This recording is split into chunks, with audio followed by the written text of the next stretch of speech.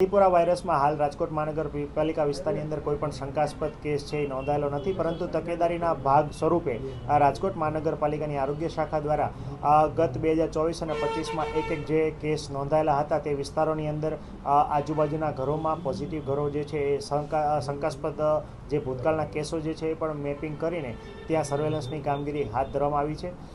કુલ 2300 જેટલા જે છે કાચા 2185 જેટલા કાચા ઘરો જે છે આઈડેન્ટિફાઈ કરવામાં આવે છે, જેમાં માટી કે ગારના લીપણથી ઘર બનેલા હોય અને સાથે સાથે એમાં તિરાડો માલુમ પડેલ હોય. તો આ તમામ ઘરોમાં જે છે મેલેથિયન ડસ્ટિંગ પાવડર વડે ડસ્ટિંગની કામગીરી અમારા MPW દ્વારા કરવામાં આવી છે.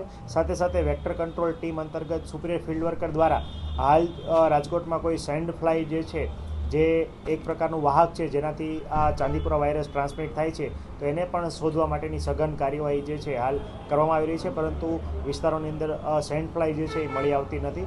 એ આપણા માટે સારી બાબત કહી શકાય. આ ઉપરાંત જોવા જઈએ તો રાજકોટના પ્રાઇવેટ પીડિયાટ્રિશિયનો, આ ઉપરાંત ફિઝિશિયનો અને સાથે સાથે પીડીયુ મેડિકલ કોલેજ સાથે સંકલન કરીને રાજકોટ મહાનગરપાલિકાની આરોગ્ય શાખાના વિવિધ મેડિકલ ઓફિસર ઉપરાંત તજજ્ઞો દ્વારા જે છે એક આપણે પ્રમુખ સ્વામી ઓડિટોરિયમ ખાતે CMEનું આયોજન કરીને ડૉક્ટરોને માહિતગાર કરવામાં આવ્યા હતા. સાથે સાથે વહેલા નિદાન અને વહેલા સારવાર ઉપર ભાર મૂકવામાં આવ્યો હતો. દરેક પ્રાઇવેટ પીડિયાટ્રિશિયનોને 0 થી 15 વર્ષના કોઈ પણ શંકાસ્પદ કેસ પણ નોંધાય તો તાત્કાલિક આરોગ્ય શાખાને જાણ કરે અને તાત્કાલિક એનું બ્લડ સેમ્પલ લઈને આપણે GBRC ગાંધીનગર ખાતે પીડીયુ માઇક્રોબાયોલોજી લેબોરેટરી મારફત મોકલવાની જે સૂચના જે છે એ પણ આપવામાં આવેલી છે. આ ઉપરાંત જે છે આગામી દિવસોમાં કોઈ પણ શંકાસ્પદ કેસ જો જણાઈ આવશે તો સર્વેલન્સની કામગીરી જે છે એ ધારાધોરણ મુજબ કરવામાં આવશે. ખાસ કરીને લોકોને એ પણ માહિતગાર કરવામાં માગું છું કે આ ચાંદીપુરા વાયરસના લક્ષણો શું હોય. મુખ્યત્વે આ રોગ જે છે 0 થી 15 વર્ષના બાળકોમાં થતો જોવા મળે છે. 15 વર્ષ પછી પણ આ રોગ થવાની શક્યતા છે, પરંતુ એની પ્રાણઘાતકતા નહીં હોય તો બરાબર જોવા મળે છે.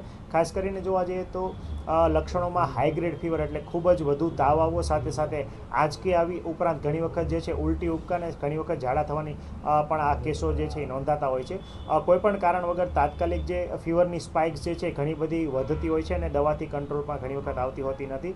સાથે સાથે અલ્ટર્ડ સેન્સોરિયમ એટલે કે વ્યક્તિ અથવા બાળકના વર્તણૂક અને બેશુદ્ધપણામાં બાળક ઘણીવાર જતું રહેતું હોય છે, ઘણી વખત જે છે બાળક કોમામાં પણ જતું રહેતું હોય છે. અને આવા લક્ષણો જે છે તાત્કાલિક જણાય તો કોઈ પણ પ્રાઇવેટ પીડિયાટ્રિશિયન કે સરકારી પીડીયુ મેડિકલ કોલેજ ખાતેના પીડિયાટ્રિશિયનનો સંપર્ક કરવો ખૂબ જ હિતાવહ છે, જેથી આપણે આની પ્રાણઘાતકતા નિવારી શકીએ. મુખ્યત્વે આમાં કોઈ પણ ટ્રીટમેન્ટ એબ્સોલ્યુટ ટ્રીટમેન્ટ જોવા મળતી નથી અથવા એબ્સોલ્યુટ રસી આમાં ચાંદીપુરા વાયરસમાં અવેલેબલ નથી, જેથી પ્રિવેન્શન એ જ સારામાં સારો ઉપાય જે છે એ ગણી શકાય છે. આવા કોઈ પણ લક્ષણો જણાય તો તાત્કાલિક નજીકના પીડિયાટ્રિશિયન કે બાળકોના બાળરોગ તજજ્ઞનો સંપર્ક કરવો જોઈએ.